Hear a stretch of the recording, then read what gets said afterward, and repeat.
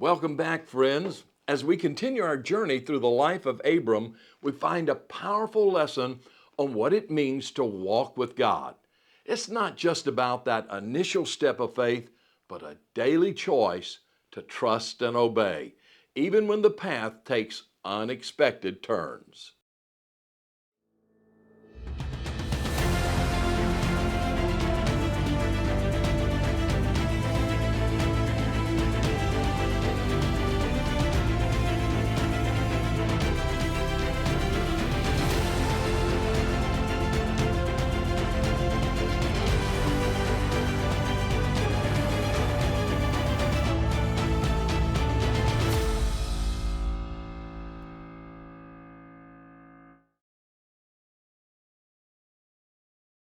As chapter 13 opens, Abram returns from Egypt a wealthy man.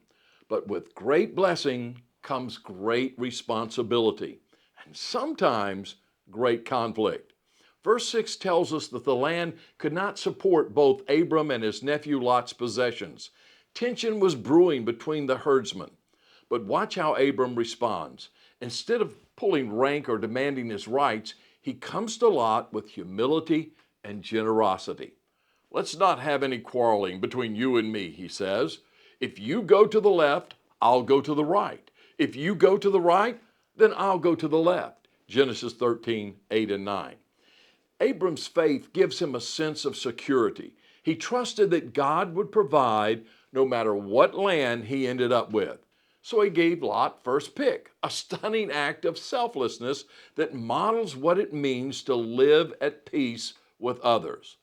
Lot, however, made a choice based on what looked like it was something good to the eye. He saw the lush Jordan Valley and thought, jackpot. But that beautiful land was right next to a spiritual cesspool, Sodom, a city known for shocking wickedness. It's a sobering reminder that what glitters is not always gold, especially when it comes to compromising our character. After Lot leaves, God meets Abram with an incredible promise.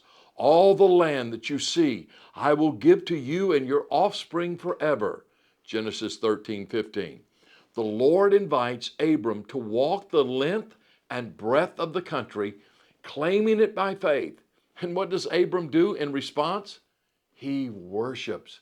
He builds an altar to the Lord, declaring his devotion and trust in the one who called him. But the story takes a dramatic turn in chapter 14. Four powerful kings wage war in the region, defeating Sodom and taking captives, including Lot. When Abram hears the news, he doesn't hesitate. With a band of just 318 men, he courageously pursues the armies, rescues Lot, and recovers all the people and possessions. It's a stunning victory, one that showcases Abram's skill as a leader and warrior. But the real test comes after the battle. As Abram returns triumphant, he's met by two kings, Melchizedek, the priest of God Most High, and the king of Sodom. Melchizedek blesses Abram, affirming that his victory came from the Lord. In response, Abram gives him a tenth of the plunder, an act of worship and gratitude. But when the king of Sodom offers Abram the spoils of war, he flatly refuses. I will accept nothing belonging to you, he declares, so that you will never be able to say, I made Abram rich. Genesis 14:23. Abram recognized the temptation to compromise, to align himself with the world's values. He knew that his worship would ring hollow if he partnered with wickedness. So he took a stand, choosing loyalty to God over worldly wealth and fame. Friends, this story is a blueprint for walking with God. Like Abram, our faith journey is marked by worship, wisdom, and even warfare. When the conflicts arise, we're called to respond with humility, trusting God to provide as we seek peace. When opportunities glitter, we must discern whether they lead us closer to God's heart or into compromise.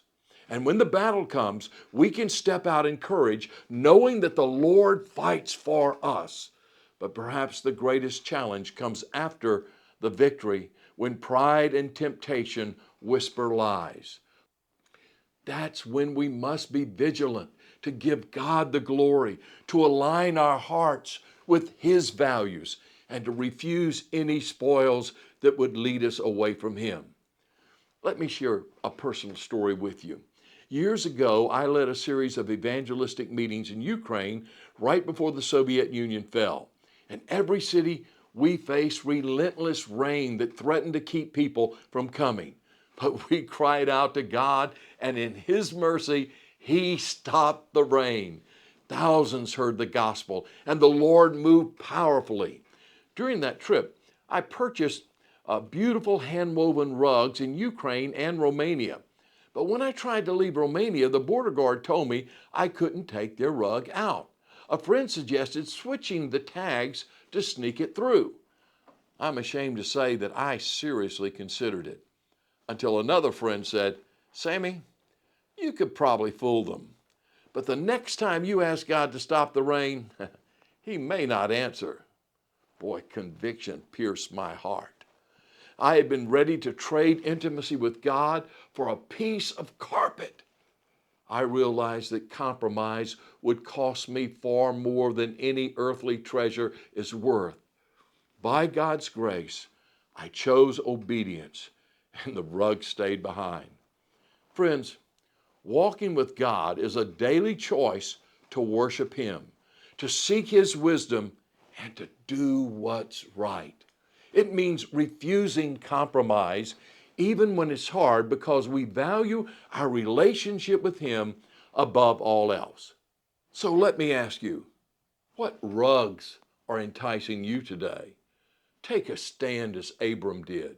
Choose worship over worldliness, obedience over compromise, and trust that as you walk with God in faith, He will lead you to a life of blessing and victory.